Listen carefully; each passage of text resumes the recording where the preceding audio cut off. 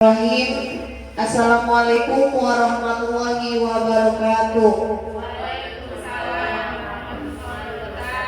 Selamat siang untuk kita semua. Baiklah, sebelum kita memulai acara ini, saya mengajak ibu guru semua untuk berdoa menurut agama dan kepercayaan masing-masing. Marilah kita mulai, doa dimulai.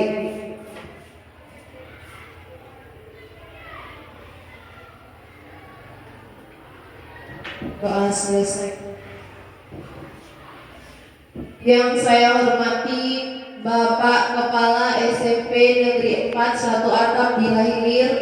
Yang saya hormati Ibu Wakil Kepala SMP Negeri 4 1 Atap Bila Hilir. Dan yang saya hormati Ibu Guru sekalian yang ada di ruangan ini.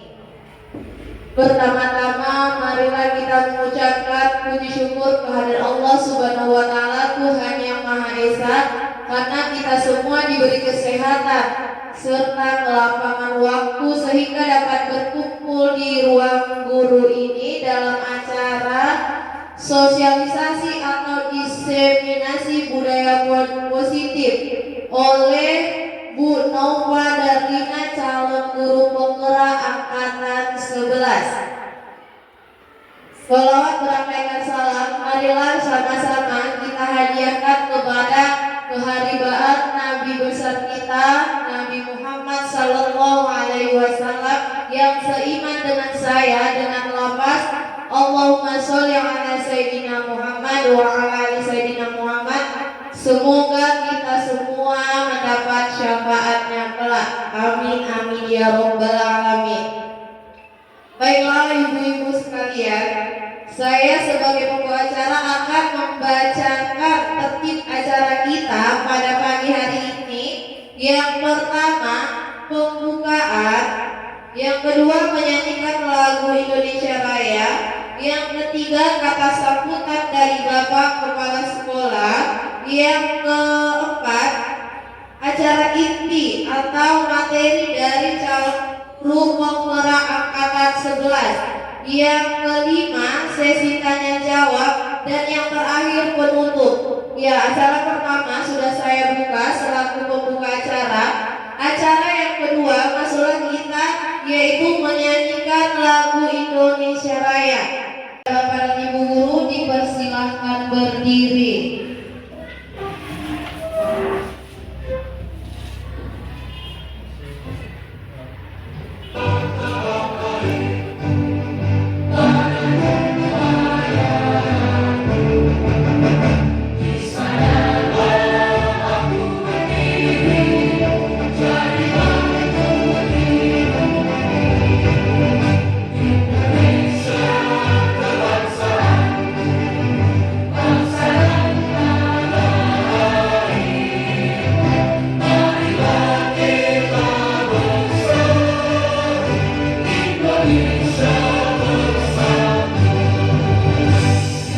Terima kasih kepada Bapak Ibu guru, silakan duduk kembali.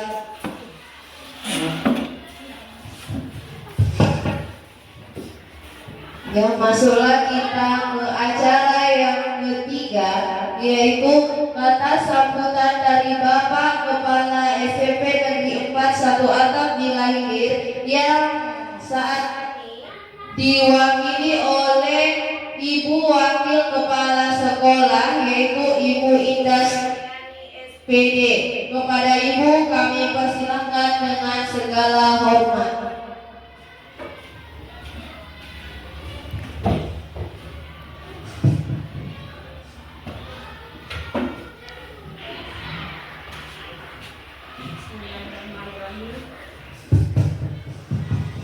Bismillahirrahmanirrahim. Assalamualaikum warahmatullahi wabarakatuh. Rabbi shrah li sadri wa yassir li amri wahlul 'uqdatam min lisani yafqahu qawli. Selamat siang kepada Bapak Ibu Dewan Guru yang berhadir pada di ruangan yang berbahagia ini. Kali ini kita sama-sama berkumpul di ruangan ini dengan menyaksikan sosialisasi dari guru CGP Angkatan 11 dengan tema diseminasi budaya positif dari peserta CGP Ibu Nova Derlina SPD. Saya harap apa yang disampaikan nanti dapat kita implementasikan kepada anak-anak, khususnya di sekolah yang kita cintai ini, SMP 4 di Lahir. Dengan resmi saya buka sosialisasi CGP Angkatan 11 ini dengan mengucapkan Bismillahirrahmanirrahim.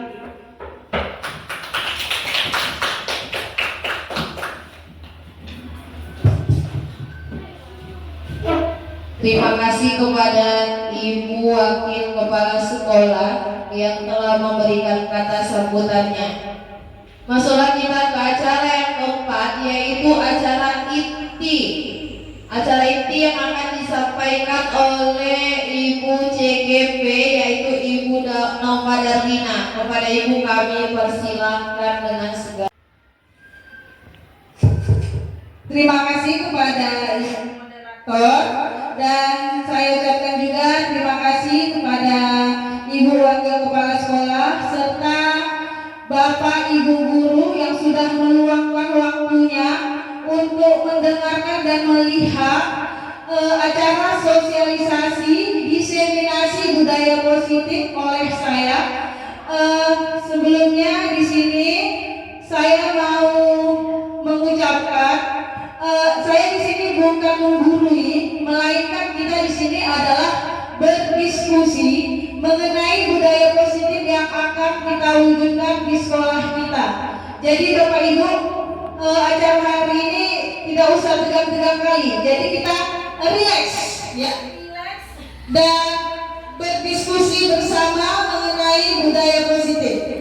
Oke Bapak Ibu, saya mulai saja. Diseminasi budaya positif oleh saya sendiri, Nova Darlina, CGP Angkatan 11. Selanjutnya saya dibimbing oleh ibu fasilitator saya, yaitu Ibu Erlinawati Manurung, dan pengajar praktik saya adalah Ibu Irma Sari. Sebelumnya Bapak Ibu, sebelum kita masuk ke topik, ada beberapa pertanyaan yang ingin saya tanyakan kepada Bapak Ibu. Apakah Bapak Ibu setuju bila yang pertama itu adalah hukuman dapat mendisiplinkan siswa? Nah ini kita diminta apakah Bapak Ibu setuju atau tidak. Bagaimana Bapak Ibu dengan pertanyaan tematik pertama? Setuju atau tidak? Ibu mana? Tidak setuju. Yang lain Bu? Tidak setuju. Iya, tidak setuju ya. Oke, kita lanjut ke pertanyaan kedua. Pertanyaan kedua yaitu pemberian hadiah meningkatkan prestasi siswa. Setuju atau tidak? Setuju. Oke. Lalu pertanyaan yang ketiga, guru harus mampu memberikan solusi untuk siswa yang bermasalah. Jadi kita guru di sini dituntut untuk mempunyai solusi setiap masalah pada anak, pada siswa. Setuju atau tidak Bu? Setuju. Oke, lalu pertanyaan yang keempat adalah guru berperan sebagai teman bagi siswa. Setuju atau tidak? Bu Atika tidak Bu? Setuju. Bu Atika? Setuju atau tidak Bu? Guru berperan sebagai teman bagi siswa. Setuju. Oke. Nah, jadi Bapak Ibu, dari pertanyaan-pertanyaan tematik ini, inilah yang akan kita bahas. Ya, selanjutnya. Nah, ada positive mindset. Nah, jadi kita berbicara tentang positive mindset. Apa itu budaya positif?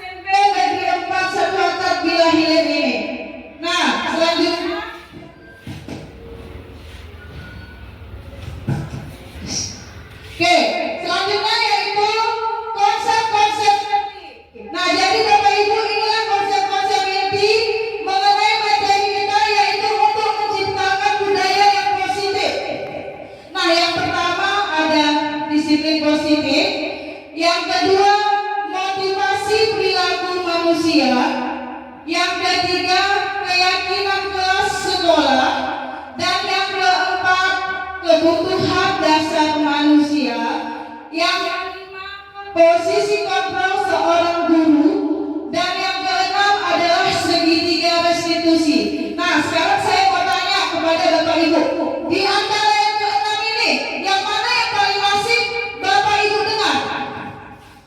Ayo, yang mana yang paling asing? Yang paling asing didengar oleh Bapak Ibu?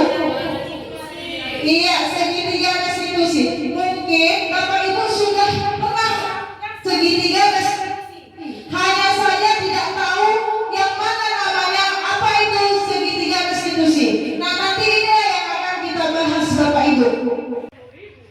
Oke. Baik, selanjutnya. Oke, Bapak Ibu. Coba buka ini untuk SPM kita supaya bersemangat di acara kita. Nah, yang pertama ini adalah Anda dan teman Anda akan melakukan kegiatan. Yang pertama, Anda cobalah buka Anda sebagai A. Misal di sebelah ibu si A, sebelah wanita, misal wanita A, maka artikannya sebagai B. Ya, tugas si A adalah menghafalkan salah satu ya, Bapak Ibu, bukan keduanya. Si A itu tugasnya adalah menghafalkan tangan. Jadi misal Bu Anita yang menghafalkan tangan, maka tugas si B yang di sampingnya Bu Atika itu adalah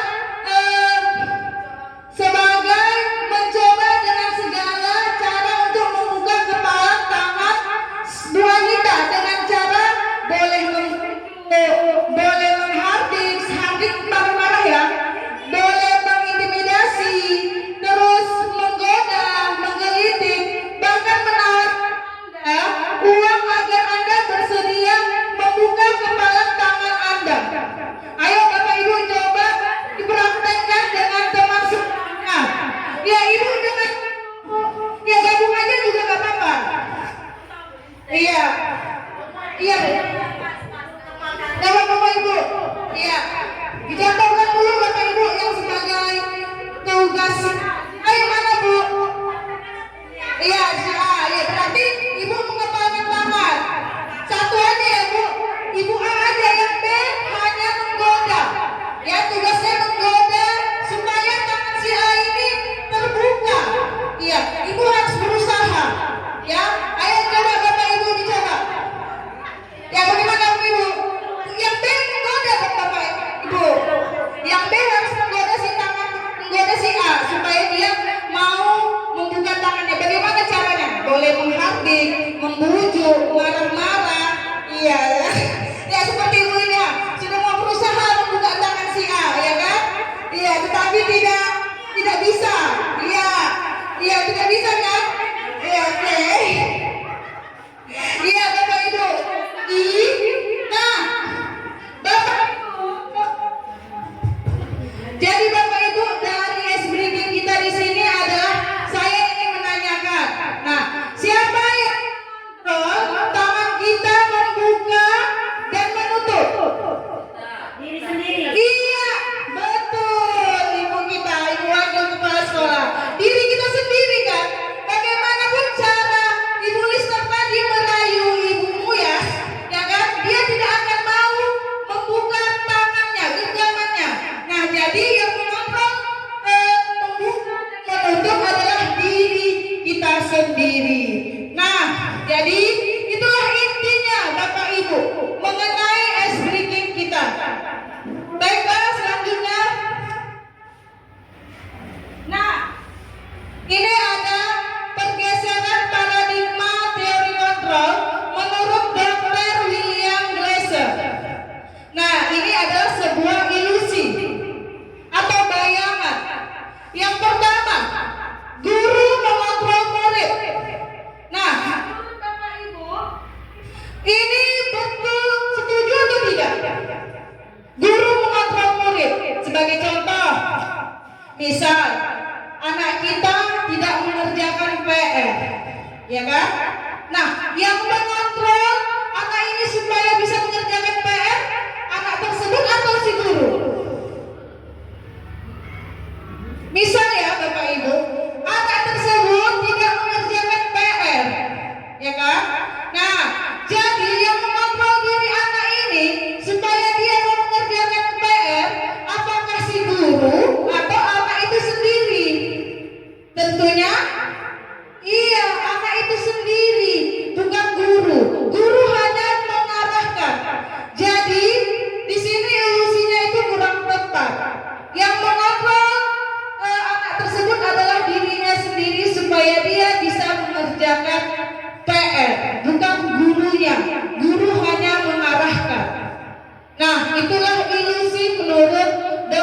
William Glasser. Lalu yang kedua, bahwa semua penguatan positif, efektif dan bermanfaat. Semua penguatan positif, efektif dan bermanfaat itu baik atau tidak? Menurut Bapak Ibu, ya? Bagaimana Bapak Ibu?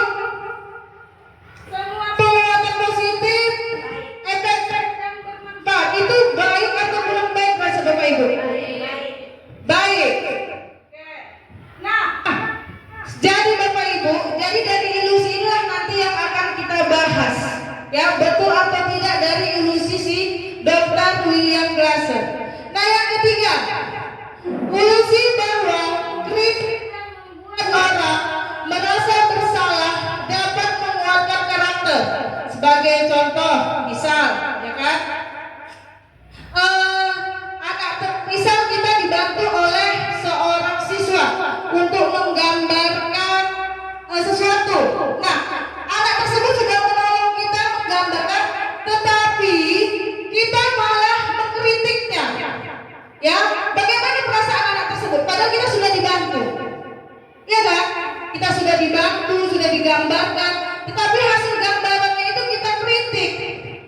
Nah, bagaimana perasaan anak tersebut? Pasti bagaimana Bapak Ibu? Iya, kecewa. Nah, jadi ini kurang tepat ya Bapak Ibu. Lalu ulus yang terakhir adalah bahwa orang lain memiliki hak untuk memaksa. Setuju? Iya, tidak. Ya Bapak Ibu, anak-anak kita itu tidak bisa kita paksakan. Ya, murid-murid kita tidak bisa kita paksakan. Jadi yang bisa mengontrol diri mereka adalah diri sendiri. Bukan kita sebagai guru, kita hanya mengarahkannya. Oke, selanjutnya Bu. Oke, kita lanjut ke disiplin positif. Nah, disiplin positif merupakan salah satu penerapan disiplin yang bertujuan untuk menumbuhkan kesadaran sesuatu tanpa sogokan, ancaman maupun hukuman. Jadi disiplin positif ini tidak memerlukan ancaman, hukuman ataupun sogokan berbentuk, ya, apapun itu. Oke, next Bu. Oke, itu kita masuk ke materi motivasi perilaku manusia. Oke, coba dilihat-lihat Bapak Ibu, ada 3 motivasi perilaku manusia. Yang pertama itu menghindari keamanan atau hukuman. Yang kedua, mendapat imbalan atau penghargaan. Yang ketiga, menghargai diri dan menjadi orang yang mereka inginkan. Nah, coba tanyakan pada diri kita masing-masing Bapak Ibu. Motivasi kita, ya kan? Motivasi kita yang sering kita rasakan dan yang sering kita lakukan di sekolah ini yang mana biasanya? Ya, hanya Bapak Ibu sendiri yang tahu jawabannya itu, ya kan? Bisa di poin yang pertama, bisa di poin yang kedua, dan bisa di poin yang ketiga. Nah, itu adalah yang wajar sebagai manusia biasa. Ya, inilah dia 3 motivasi perilaku manusia sebenarnya. Ada 3 hal ini. Oke? Selanjutnya, berdasarkan bagian di atas mengenai hukuman konsekuensi restitusi. Nah, ada penjelasannya. Yang pertama itu adalah hukuman. Hukuman tidak terencana bersifat satu arah berupa hukuman fisik, psikis atau kata-kata kasar. Nah, sebagai contoh, ya, sebagai contoh misal ya Bapak Ibu. Misalnya di sekolah kita ini ada seorang siswa yang datang ke sekolah tidak menggunakan sepatu, melainkan menggunakan sendal. Nah, jadi dengan satu arah dan kita menggunakan hukuman psikis, maka anak tersebut kita suruh melepas sendalnya. yang melepaskan sendalnya. Nah, itu adalah contoh dari hukuman ya Bapak Ibu. Lalu yang kedua konsekuensi. Jadi biar Bapak Ibu di sini bisa membedakan yang mana hukuman, yang mana konsekuensi, dan yang mana restitusi. Nah, yang kedua itu adalah konsekuensi. Nah, konsekuensi ini adalah bersifat rencana yang sudah disepakati. Bentuk konsekuensi dibuat pihak atau sekolah. Misalnya sebagai contoh, ada seorang anak yang datang terlambat. Nah, anak tersebut sudah memiliki keyakinan keras dengan gurunya bahwa keyakinan keras itu datang tepat waktu. Nah, dengan konsekuensi, maka anak itu harus menuliskan 100 kalimat atau 1000 kalimat di kertas dengan menggunakan tulisan "saya tidak terlambat lagi ke sekolah". Itu adalah konsekuensi ya Bapak Ibu, bukan hukuman. Nah, jadi kita di sini biar bisa membedakan. Yang ketiga itu ada restitusi. Restitusi adalah proses menciptakan kondisi bagi murid untuk memperbaiki kesalahan mereka sehingga mereka bisa kembali pada kelompok mereka dengan karakter yang lebih kuat. Intinya Bapak Ibu, restitusi ini adalah kita bisa mengarahkan anak tersebut untuk memecahkan masalahnya sendiri dengan solusi yang ada pada anak itu sendiri. Nah, itu dia mengenai restitusi. Ya, next Bu.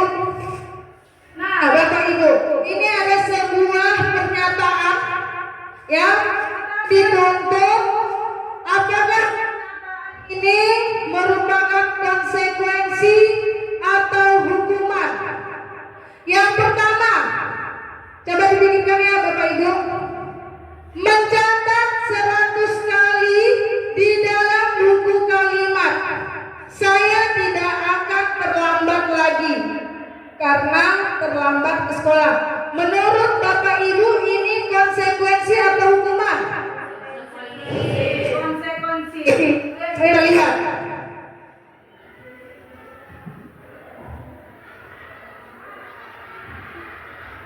Ya, konsekuensi. Ini adalah konsekuensi. Nah, pernyataan yang kedua, lari mengelilingi lapangan basket 2 kali karena terlambat hadir di sekolah. Nah, ini hukuman atau konsekuensi Bu Anita? Hukuman. Ayo kita hukuman atau konsekuensi? Iya, hukuman. Nah, lalu yang ketiga, membersihkan coretan yang dibuat di meja tulis. Hukuman atau konsekuensi Bapak Ibu? Iya, konsekuensi. Berarti di sini kita sudah bisa membedakannya. Nah, yang berikutnya, murid diminta untuk push up 15 kali karena tidak menggunakan masker ke sekolah. Hukuman atau konsekuensi Bapak Ibu? Hukuman. Ayo kita lihat jawabannya. Iya, jawabannya adalah hukuman. Lalu pertanyaan berikutnya, berdiri di depan kelas sambil mengangkat kaki 1 karena tidak bisa jawab pertanyaan. Konsekuensi? Iya, hukuman. Nah, yang berikutnya lagi, membersihkan WC karena merusak pensil teman. Hukuman atau konsekuensi?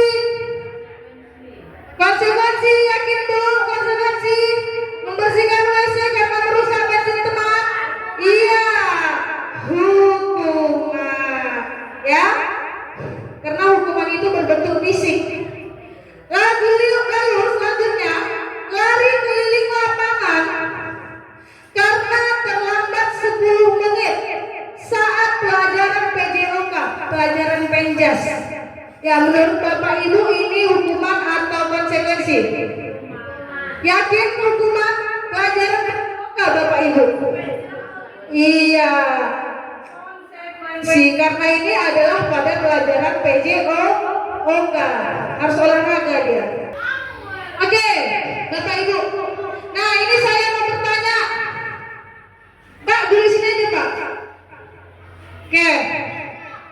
Ini saya mau bertanya Bapak Ibu, mengapa keyakinan kelas bukan peraturan kelas? Nah, saya yakin di kelas kita masing-masing sudah membuat keyakinan kelas atau kesepakatan kelas. Nah, jadi di sini ada Bapak Ibu yang bisa menjelaskan mengapa keyakinan kelas dan bukan peraturan kelas. Ada yang bisa Bapak Ibu? Ibu Enha? Iya, silakan Bu.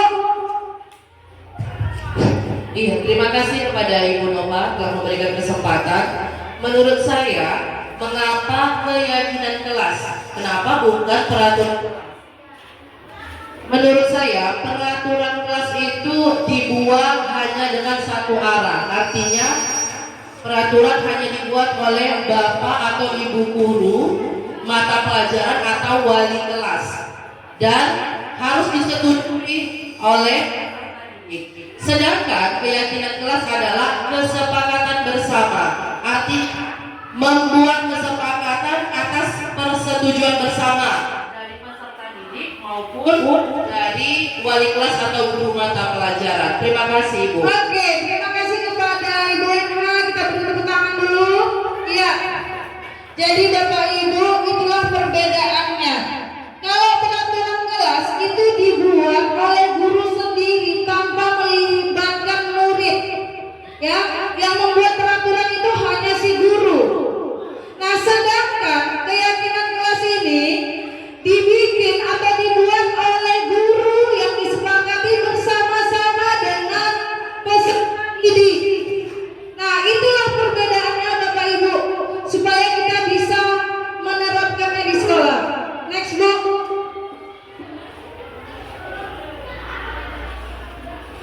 Nah Bapak Ibu, ini ada pertanyaan. Nah di sini kita lihat ada dua pertanyaan. Yang pertama, mengapa kita memiliki peraturan tentang penggunaan helm pada saat mengendarai kendaraan roda 2 atau motor? Menurut Bapak Ibu, ini keyakinan atau peraturan? Menurut Bapak Ibu, ini keyakinan diri kita sendiri atau peraturan? Nah Bapak Ibu, awalnya keyakinan gitu, lama-lama peraturan. Atau bagaimana Bapak Ibu? Mengapa kita memiliki peraturan tentang penggunaan helm pada saat menggunakan kendaraan roda 2 atau motor?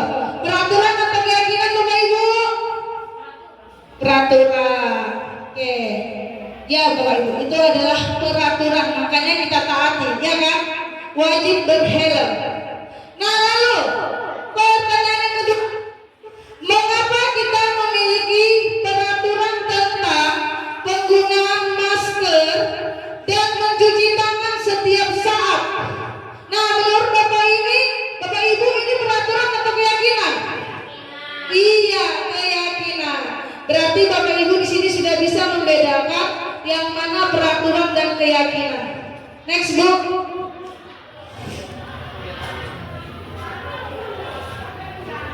Oke Bapak Ibu, ini ada prosedur atau pembentukan keyakinan sekolah atau keyakinan kelas. Nah ini sudah saya terapkan. Saya yakin pun Bapak Ibu juga sudah menerapkan ini di kelas masing-masing.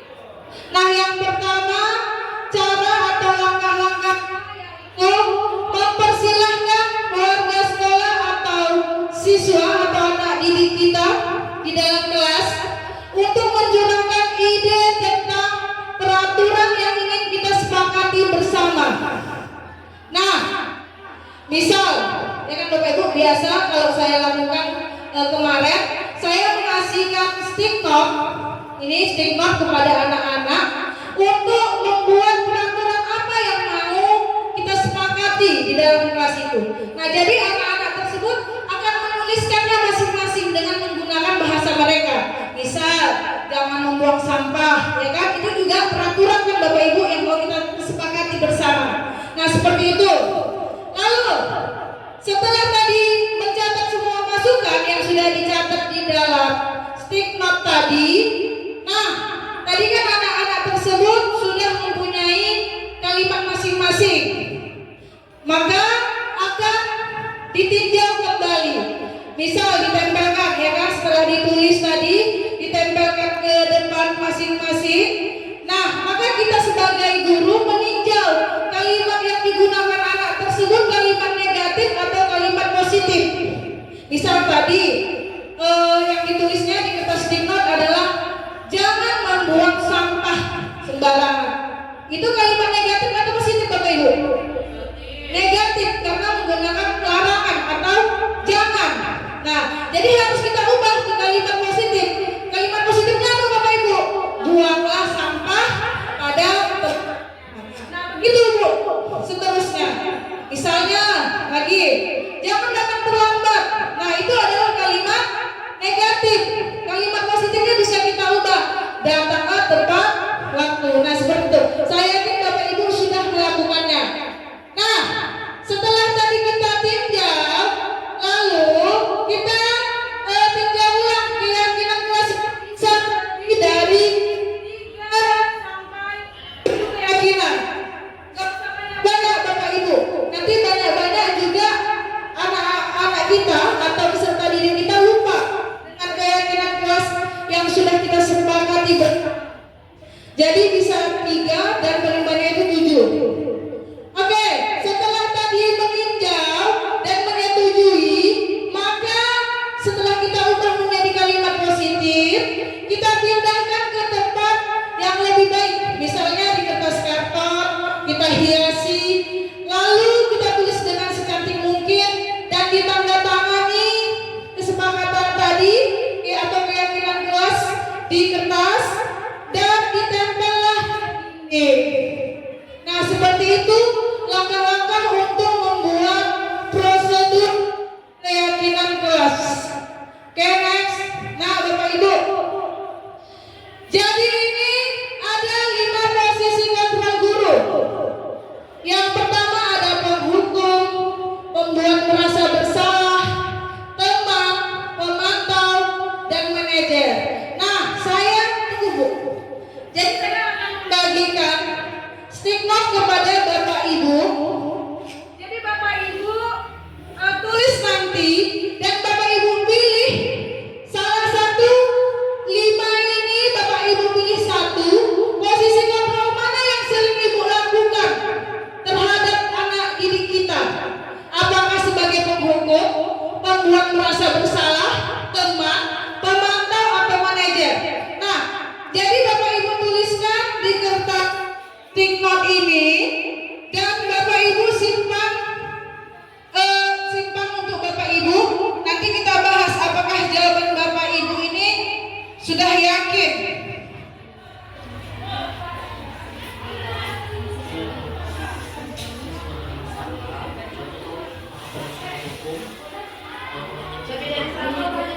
Hanya satu ya Bu, hanya satu.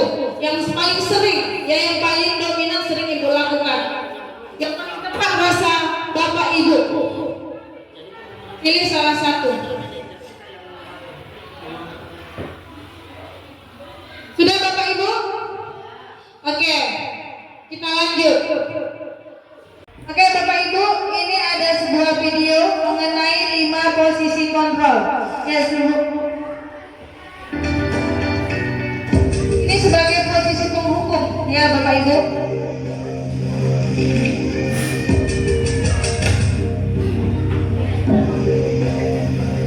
Naren, sini kamu. Selamat pagi Bu. Selalu terlambat. Kamu deh, pasti terlambat. Maaf Bu, saya Apa? Apa coba? Alasan kamu apa lagi? Kapan sih kamu tidak terlambat? Malas sekali ya kamu jadi anak. saya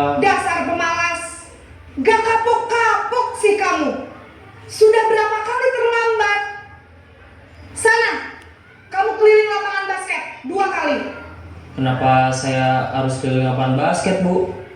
Kenapa? Kamu melawan ibu? Berani-beraninya jawab. Sudah terlambat, masih berani jawab pula. Sekarang, keliling lapangan basket 5 kali sekalian. Biar kapok. Cepat! Pergi sana ke lapangan basket.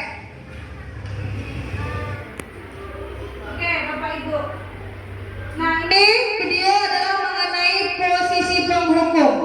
Nah, jadi saya mau bertanya Bapak Ibu, kira-kira apa yang dirasakan anak tersebut?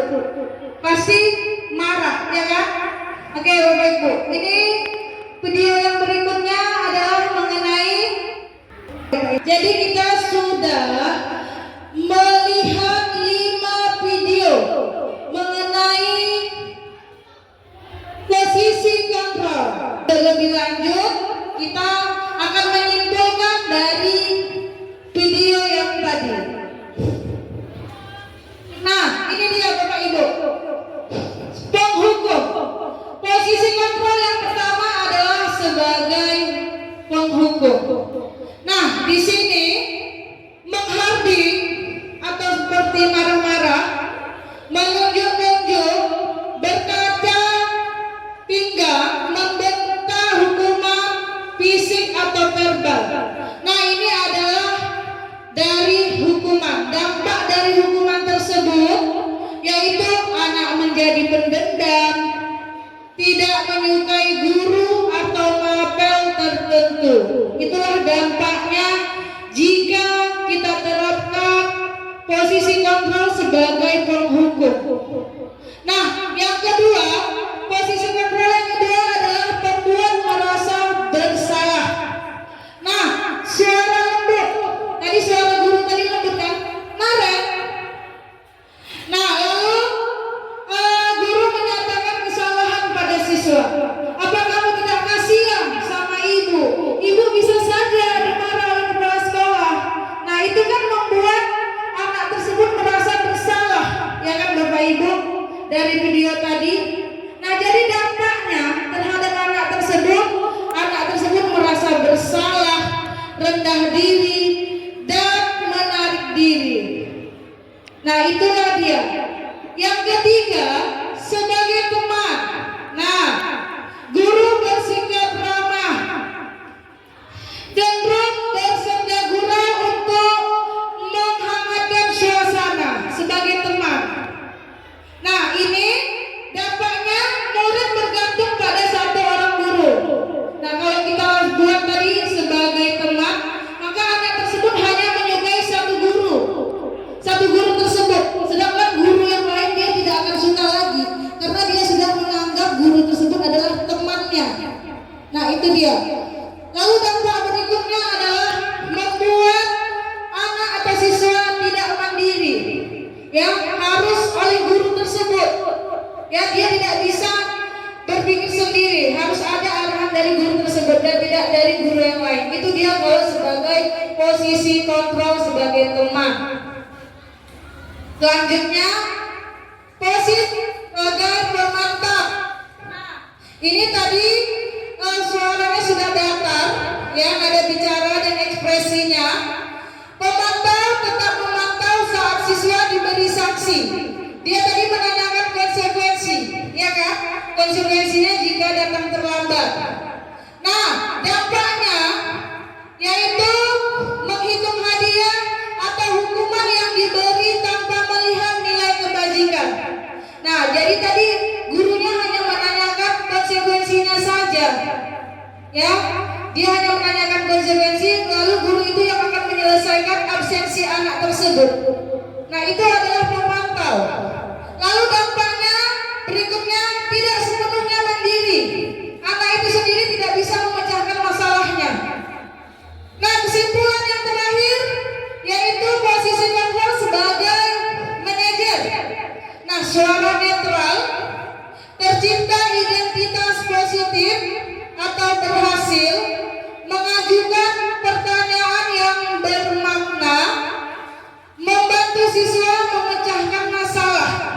Nah, tadi seorang gurunya menanyakan bagaimana supaya kamu cepat bangun, harus memasang alarm Bu, ya kan? Selain alarm, siapa yang bisa membangunkan kamu? Kakak saya Bu, Kak Emma. Selain itu orang tua saya Bu. Nah, jadi di sini adalah di manajer ini guru hanya mengarahkan anak tersebut untuk memecahkan masalahnya. Dan solusinya hanya anak itu sendiri yang tahu caranya. Kita hanya mengarahkan. Nah, seperti itu Bapak Ibu. Dampaknya murid menjadi mandiri, percaya diri dalam memecahkan masalah sendiri. Nah, itulah tadi kesimpulan dari 5 video tersebut Bapak Ibu. Saya tanya sekali lagi, dari kesimpulan tadi apakah masih mau merubah mengenai 5 posisi kontrol yang Ibu sering terapkan di sekolah? Nah, itu dia Bapak Ibu. Oke, lanjut Bu.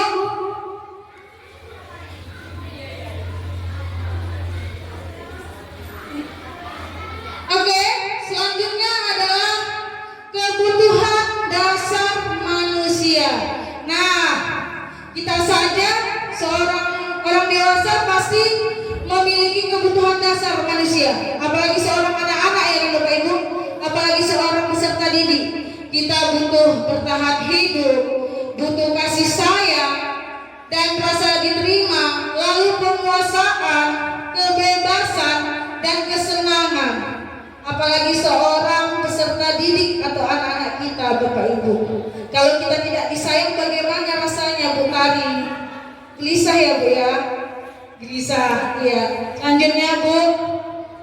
Oke Bapak Ibu, ini ada pernyataan.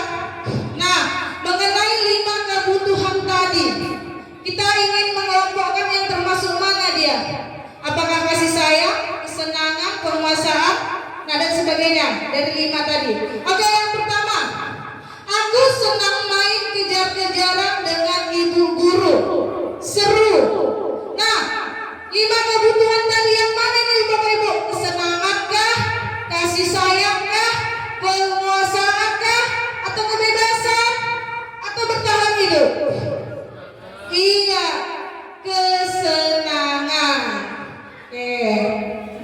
Nah, yang kedua, ibu kejar aku karena ibu guru sayang aku. Nah, kalau ini Bapak Ibu, 5 kebutuhan sebagai apa? Kesenangan, kasih sayang, kebebasan atau penguasaan? Iya, sebagai kasih sayang. Nah, lalu yang ketiga, aku hebat kan bisa bikin ibu guru kejar aku. Nah, kalau ini Bapak Ibu, kebebasan, kesenangan, kasih sayang atau penguasaan? Oke. Penguasaan. Nah, yang keempat, yang terakhir, aku bosan belajar mewarnai terus di dalam kelas. Nah, ini Pak Husein. Aku bosan belajar mewarnai terus di dalam kelas. Menurut Bapak ini apa? Penguasaan, kesenangan, kebebasan? Iya, kebebasan. Kita cek. Oke, iya. Itu adalah 5 kebutuhan manusia dari pernyataan tersebut. Ya, berarti Bapak Ibu sudah bisa membedakannya. Next, Bu. Nah, di sini ada dunia berkualitas. Ya, Bapak Ibu. Saya ingin tanya dulu dari Ibu Atika. Siapakah orang-orang yang paling penting dalam hidup Anda? Siapa Bu? Bebas ya Bu. Yang paling penting menurut Anda. Siapa Bu? Nah, orang-orang yang paling penting dalam hidup saya, yang pertama itu ialah keluarga. Tentunya Orang yang menyayangi, ya kan? Nah, itu adalah dunia berkualitas bagi kita. Nah, untuk pertanyaan kedua, nilai-nilai kebajikan apa yang terpenting dalam hidup Anda? Tadi kita sudah membahas nilai-nilai kebajikan. Ya kan Bapak Ibu, menurut Bapak Ibu yang paling penting dalam hidup Bapak Ibu itu apa?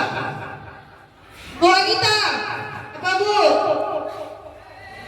Dalam hidup saya yang terpenting itu nilai kejujuran. oke. Iya ya Bapak Ibu. Bu, kalau tidak ada jujur, bagaimana rasanya? Bohong itu terus kita kan? Itulah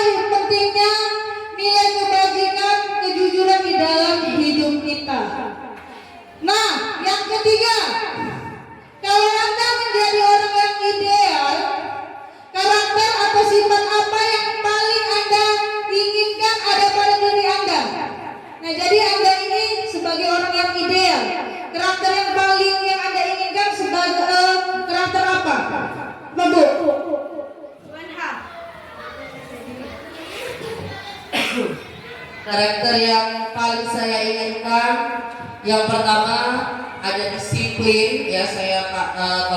Kalau saya menjadi orang yang ideal, karakter yang pertama saya akan menjadi orang yang disiplin, kemudian orang yang selalu percaya diri. Oke. Ya, percaya diri itu wajib dimiliki oleh setiap orang ya Bapak Ibu. Kalau tidak percaya diri, mungkin kita tidak ada di depan ini, saya tidak ada di depan ini. Nah, begitu juga dengan Bapak Ibu.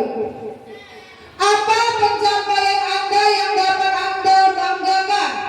Nah, ini Bu Muyas dulu. Apa yang pernah pencapaian yang Ibu banggakan? Bebas Bu, boleh bebas, terserah. Menjadi istri Apa pencapaian Anda yang Anda sangat banggakan? Ya, kalau menurut saya menjadi istri soleha. Iya. Tangan di Muyas. Oh iya. Betul ya, Bapak Ibu. Nah, ini juga merupakan pencapaian yang sangat dibanggakan. Bisa menjadi istri yang soleha, bisa melihat suaminya sehat, ya kan? Menyiapkan makanannya, minumannya dan sebagainya. Itu juga pencapaian Bapak Ibu. Nah, berikutnya, apa pekerjaan ideal bagi Anda? Tentu saja sebagai guru, ya, karena kita di sini semua adalah sebagai guru. Ceritakan bagian perjalanan hidup Anda di mana Anda merasa titik puncak hidup Anda. Iya, saya mintakan kepada Bu Siti Fatimah dulu ini. Ya Bu, ceritakan perjalanan hidup Anda, singkat aja Bu. Perjalanan hidup Anda di titik puncak itu yang pernah Ibu rasakan apa? Iya, bebas Bu, bebas. Namanya kita di sini bercerita dunia berkualitas, ya kan? Yang rasa Ibu berkualitas dalam diri Ibu itu apa? Bu, terserah Bu, bebas.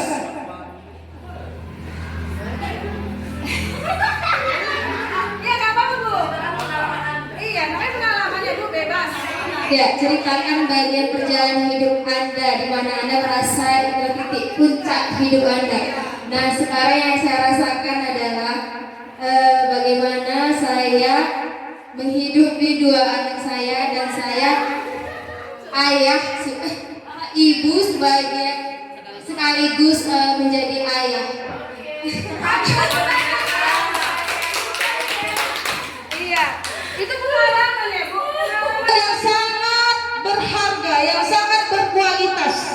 Ya Bu, patut diacungi jempol Ibu ini ya, sebagai ibu, sebagai ayah. Ya, pengalaman yang sangat berharga itu.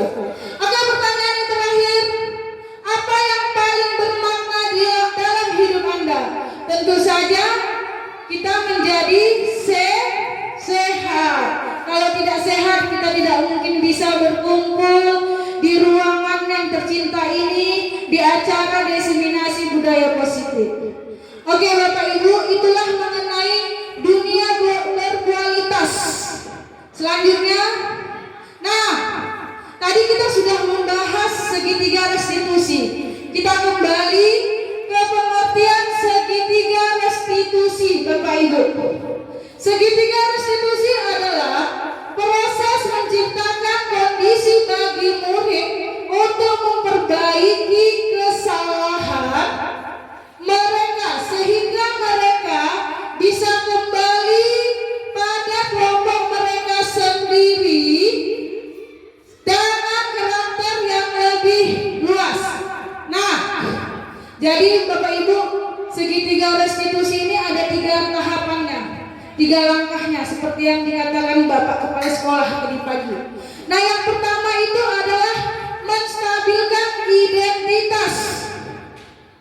Nah, contoh dari menstabilkan identitas itu Bapak Ibu, kalimatnya kita bisa menanyakan. Nah, setiap orang pasti pernah bermasalah, atau nah, setiap orang pasti pernah bersalah. Nah, atau kamu bukan orang yang satu-satunya yang pernah melakukan kesalahan itu. Itu adalah contoh kalimat dari menstabilkan identitas. Ketika kita ingin memecahkan masalah anak dengan menggunakan segitiga restitusi. Itu adalah contoh kalimatnya. Nah, lalu lanjut ke tahap yang kedua. Tahap yang kedua adalah validasi kebutuhan. Nah, di validasi kebutuhan ini adalah kita menanyakan, kamu tentu punya alasan nak mengapa melakukan kesalahan itu. Nah, supaya anak itu bisa menjelaskan.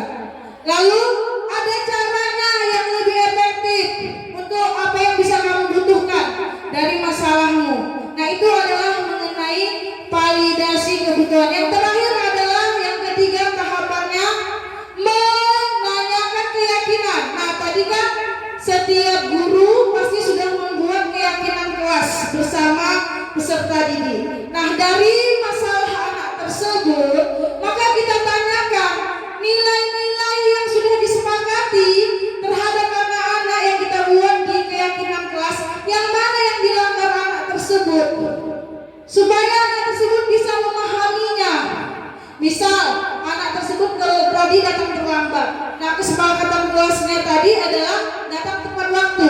Maka yang dilanggarnya kita tanyakan, keyakinan kelas yang mana? Berarti datang tepat waktu, sementara anak itu terlambat. Nah, seperti itu Bapak Ibu. Terus kita mencari solusinya. Bagaimana supaya anak tersebut bisa datang tepat waktu? Dengan menggunakan bangun tepat, dengan menggunakan alarm, atau dibantu dan dibanguni oleh orang tua. Nah, seperti itu Bapak Ibu, biar lebih jelas. Dan kita akan melihat video mengenai segitiga restitusi.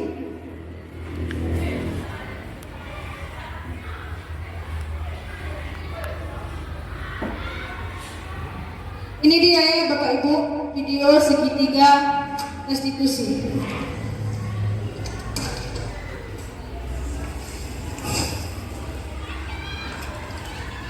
Siang Sarah. Siang Pak. Sudah lama nggak ketemu Sarah. Kenapa hari ini ada di sini? Kesel Pak, kesel banget. Masa aku dikatain tukang fitnah Pak? Ya aku marah lah. Aku balik ngatain Eka di depan kelas. Kesel banget. Oh begitu.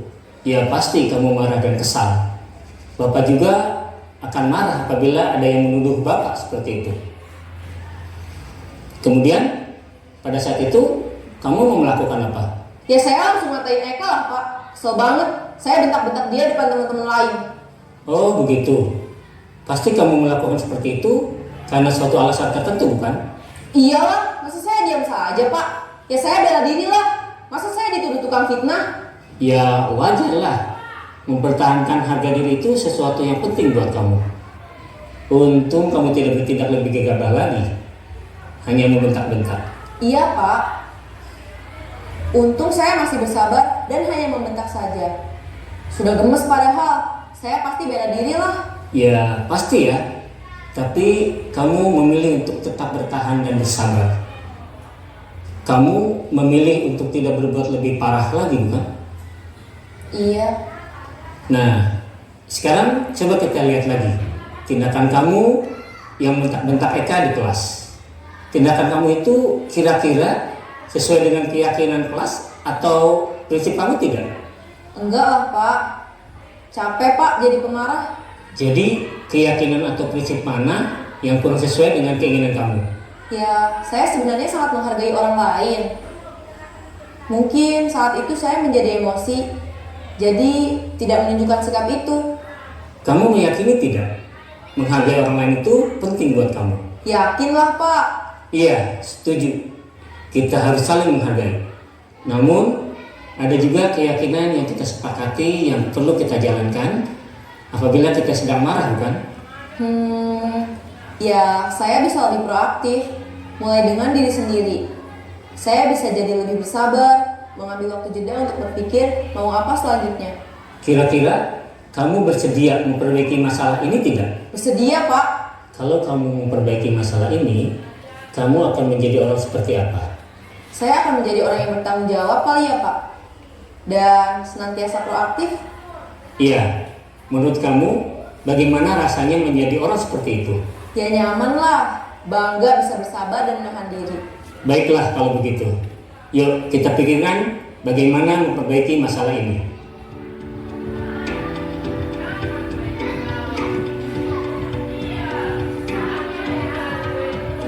dan Bapak guru hebat.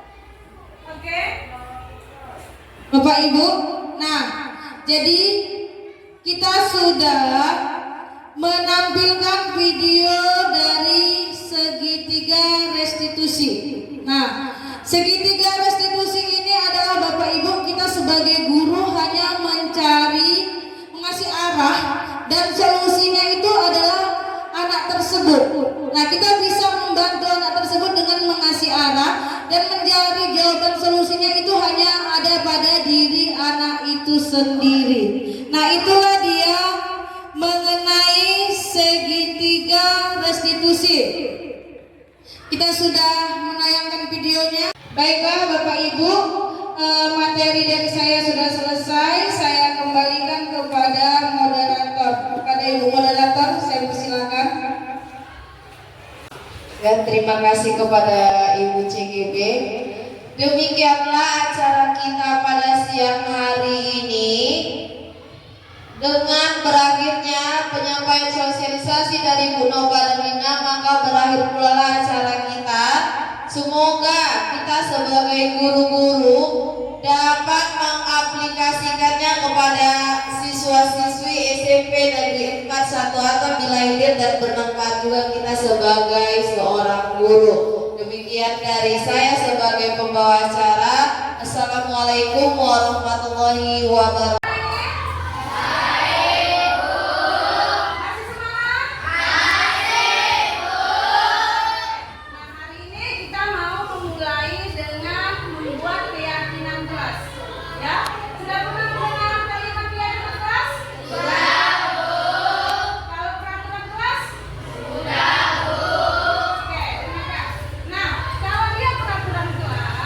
Biasanya dibuat oleh guru, oleh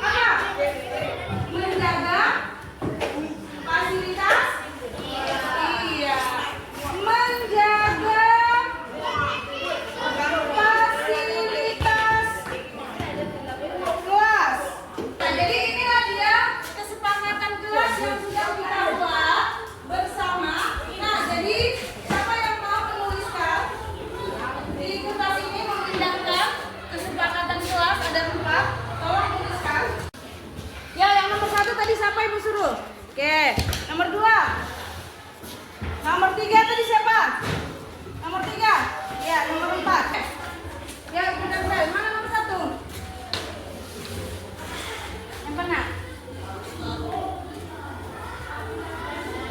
Nomor 2.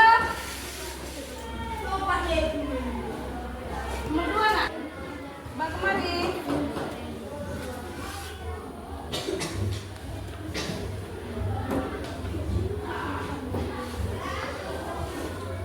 Nomor 4.